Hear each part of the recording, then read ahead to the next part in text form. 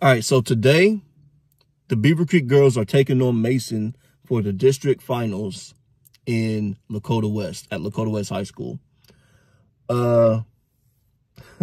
Obviously, going into this game, we're the underdog.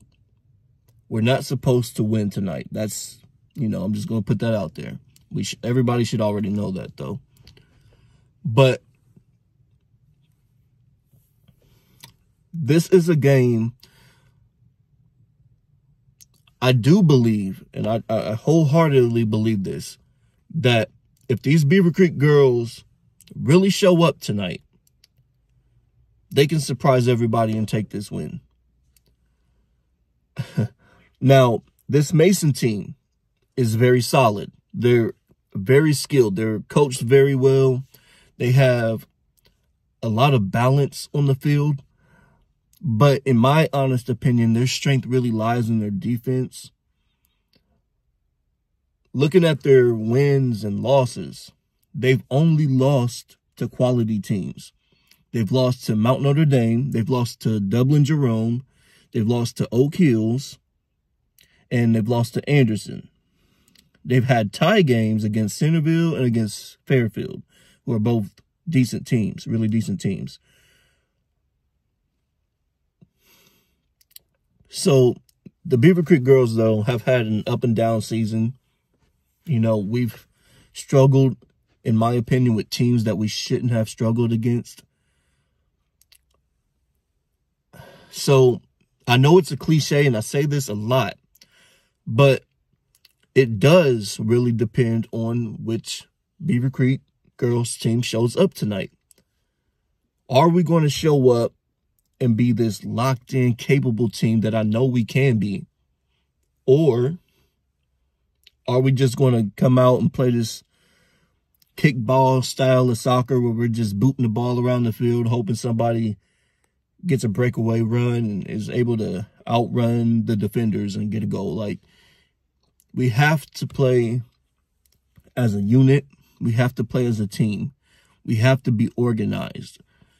Mason is very solid. They're very solid all around the field. But like I said, in my opinion, their strength lies in their defense. Now, I have no doubt in my mind that if our defenders can really stay organized tonight, they are more than a match for this team. The question, though, is how is our midfield going to play? Because against Mason, that's the most important part. Now, in every soccer game, controlling the center of the field is important. So against Mason, though, it's ultra important because they have a very active midfield. And if you look at their losses and the teams that they've tied against, those are teams that either have a very active midfield or teams that are just very overpowered offensively. So I really do like that Beavercreek brought up Morgan Gillespie from the JV team. Personally, I kind of felt like that should have been done at the very beginning of the season when Ava went down with her injury, because we needed extra scoring coming off of the bench. But, she can be a factor in this with the right amount of playing time, And the reason why I bring her up is personally, and now I don't like to step on coach's toes or anything, or I don't believe my opinions are better than anybody else's, but just knowing how Mason plays soccer, I would like to see us kind of overload the field with scorers, maybe for 10, 15 minutes just to see what happens. I mean, because we need some aggression. We just need some aggression. We need a lot of aggression, actually. We, like Becca, Reese, Layla, Morgan, all of them on the field together at the same time, just to see what happens. Kyla, Kyla, when she jumps into her bag. Like, Kyla can be really productive. So I would like to see all of that on the field at the same time, just to kind of see what happens, you know, because this could be one of those games where that one odd goal makes all the difference. That one odd goal for either side can take this game. And I have no doubt in my mind that our back line can hold up their end of the deal. But I'll be honest, I don't know if playing 5 back against this team will be a good idea, because we could end up in situations where we're just locked on our half of the field and we can't get off. Because they're depending on which Mason team shows up too. Now, I've seen Mason play a lot of reserved kind of soccer, like where they don't attack as much. But then I've also seen them overload and flood your side of the field and just keep you there. So it's hard to say. But like I said, man, if you look at their losses have only come against very heavily offensive teams. Oak Hills is a prime example of that. Oak Hills is a straightforward attack style team, just like Springboro. Very, like, when I watched Oak Hills versus Springboro at the beginning of the season, it was like watching two teams that literally mirror each other, because their styles are so similar. They are relentless in their attack. They are straightforward attacking teams. There's not a whole lot of working the ball around. No. They are forward motion coming directly at you. And Oak Hills is a really good example of that. You have Mount Notre Dame that's like that. Dublin Jerome that's like that.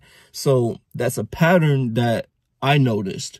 And I started noticing that, I think, when they played, I think it was Centerville. I think it was when I saw that one. Another one too is Lakota East, which was really odd to me that they ended up in a 3-2 game against Lakota East and ended up beating Lakota West 3-0. So it really does matter how you come at this Mason team. Personally, like I said, I would like to see 10 or 15 minutes of us just gunning it. You know, bring out all the best scorers on the team. Everybody who can, you know, just is aggressive on the dribble, aggressive with their passes, aggressive with their off-ball movement. That's the kind of stuff you want, like, against a team like this, because it makes all the difference. Like I said, Morgan, Reese, Layla, Becca, Abby's back there. You just kind of, you need your weapons in this. You need offensive weapons. I'll be honest with you. We cannot play 40 minutes and a half of defensive soccer. We're going to lose. We're going to get destroyed if we do that. I'll be honest. That's just, I'll be honest. Like, it's like, I mean, another good example is Centerville. Centerville's a very, very active team when they're on. Centerville,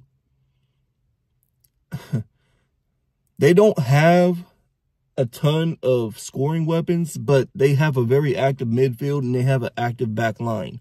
And you could see that when they played like teams like Seton and M&D and yada, yada, they were able to compete. So it's because of that. Our back line for Beavercreek can get really, really active when they want to be. And that's the kind of back line you want to see from them tonight. Like, you want to see them aiding the offense, not just defending, but joining in on the attacks, taking space, dribbling into space, trying to hold for extra possession time, really utilizing the sidelines, attacking on the sidelines.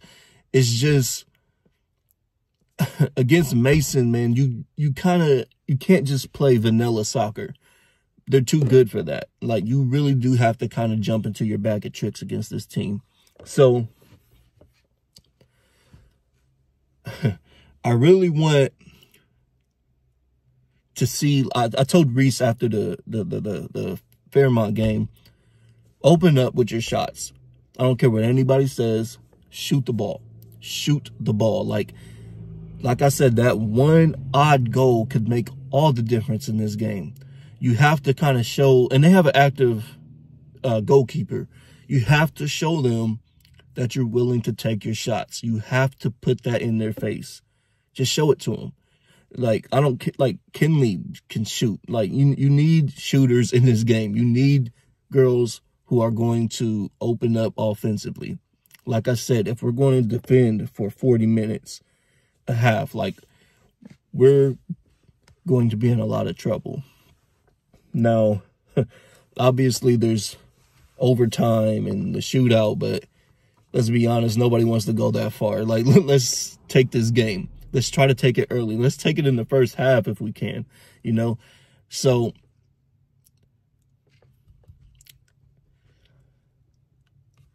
if I'm being honest, though, there's not a ton of individual matchups that we can really exploit that are obvious to me. But it's really, in my opinion, though, it's really just about putting pressure on their back line with numbers. So usually I'm the kind of guy that's like, you know, find your individual mismatches and attack them. But just knowing Mason, it's hard to say where we're going to have advantages at on the field. So that's why I'm saying, like, we just kind of got to play with it a little bit and figure out, you know, what's working and what's not, and then take mental notes of that and then keep going after it. So, you know, I'm really hoping the Beavercreek girls show up tonight. I'm hoping they have a big game tonight. And,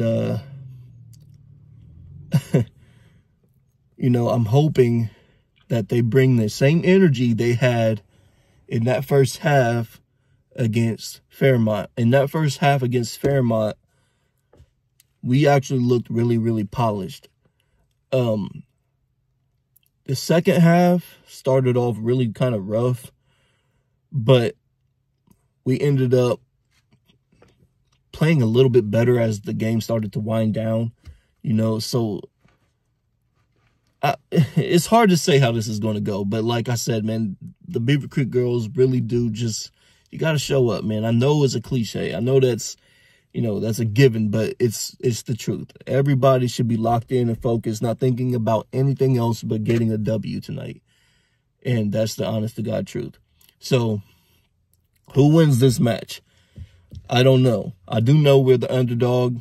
You know, I try to look at it from a unbiased point of view. Like, if I was just there like I was last night watching St. Charles and Olentangy Berlin, you know, I'm not there for either team. I'm just there for soccer. I try to look at it from that point of view, how I would judge it from that point of view. And if I judge this game from that point of view, obviously, you know, Mason has a little bit of an advantage over us, not a whole lot.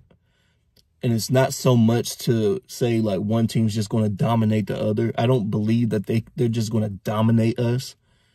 But obviously, and don't take this the wrong way. Don't take this as me saying they're more than likely going to win. It's not that.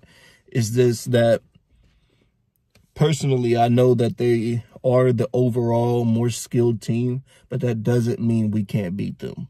And I want to see us destroy them tonight if we can. Like, I want to see us take this game. So take that how you want to take it. Like, good luck tonight to Beavercreek. You know, I'm really hoping we get this W. I would love to see us win this district and shock everybody, because we're not supposed to. You know what I mean? I love those underdog games, underdog stories, you know. So Good luck to the players, the coaches. I hope the fans come in loud and rowdy and, you know, in numbers. We need our numbers tonight because I know they're going to show up. So we need numbers tonight. So I hope everybody comes out and supports. Good luck to Beavercreek tonight. You know I'll be there loud and proud for you.